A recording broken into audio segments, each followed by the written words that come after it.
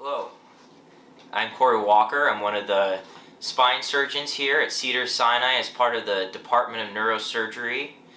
I'm here today to talk to you about some of the spine surgery procedures that we do and try and give you a better idea of when we do certain procedures and when they're indicated, and if so, what kind of procedures we do to help your pain and neurological symptoms. When patients come to see me, oftentimes they're presenting with symptoms and concerns related to a compressed nerve or compression of their spinal cord. These types of symptoms can be resulting in weakness, numbness, tingling, pain, and trouble with their balance. When patients have symptoms related to nerve compression, the decision to perform surgery is often much easier. Because we know we want to prevent permanent neurological symptoms, our goal is to take the pressure off the nerves and/or spinal cord. And this can happen in a variety of different ways depending on the way the patient presents, their age, and their specific cause of compression. As we age, the joints in the spine can lose their ability to resist compression, to bend and flex in certain positions, and altogether this can result in arthritic type pain as well, which can be referred to the location in the spine where it's happening. That is, if you're having arthritis in your neck, you can have neck pain, or in your low back, you can have low back pain. And this is another way that patients present to me. Additionally, these things can come together. So very commonly, patients will present with low back pain and symptoms of weakness or pain shooting down their legs, or neck pain and nerves being compressed causing pain or weakness or numbness or tingling in their arms. And so depending on where the pressure is on the nerves and where the arthritis is, patients can have various presentations, which makes the treatment of spinal disorders very complex, but also very interesting. When patients present to me in the absence of severe neurological symptoms, oftentimes we can have them avoid surgery altogether. And this is accomplished through dedicated physical therapy, injections, anti-inflammatory medications, sometimes muscle relaxants, and oftentimes most people can avoid surgery altogether. Persistent symptoms often, though, do require surgery.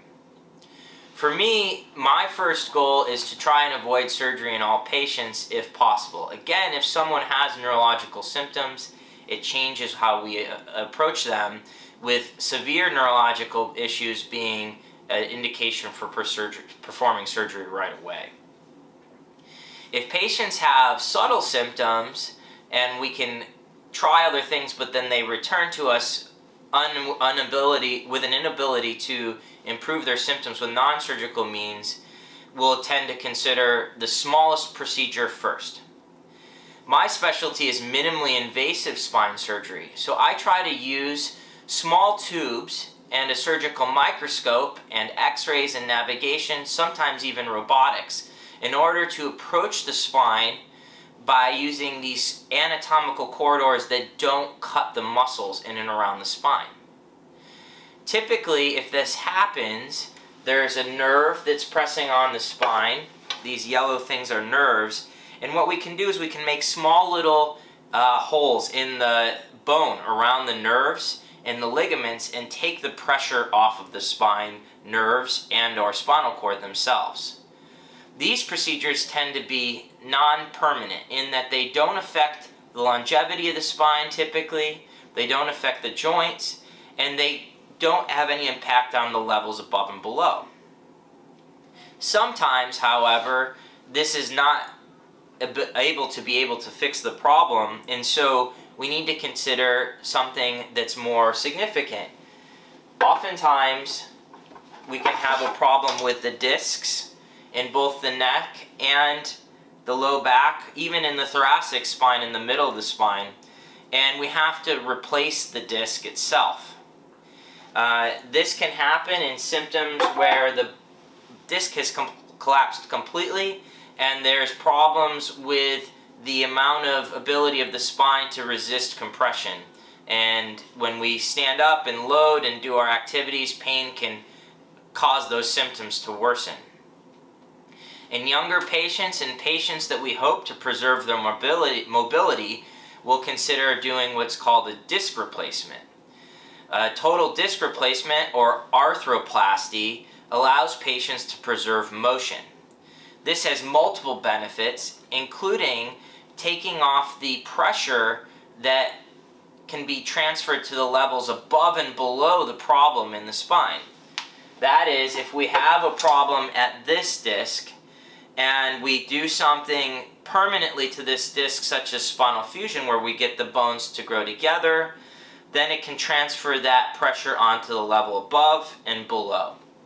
Sometimes that's required in cases where there's excessive motion, scoliosis, or problems otherwise that cannot be fixed with disc replacement alone, or in older patients where the degree of arthritis is too much to preserve motion at that segment.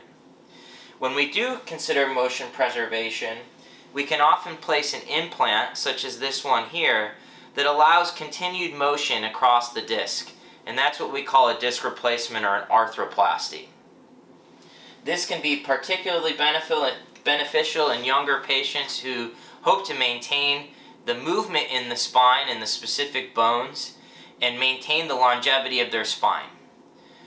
It's known that there can still be problems at the level above and below in arthroplasty, but the rates from our existing literature show that are much less in these patients, and this can help prevent long-term problems that come with known historical ways of doing spinal treatment and spinal surgeries. As we continue to progress and learn more about the spine, we're finding that it's more and more important to maintain motion in the spine and to preserve the longevity of the spine in whatever ways we can. Additionally, by using minimally invasive techniques, we can preserve the paraspinal muscles that support our spinal motion and keep us active and mobile as long as we can.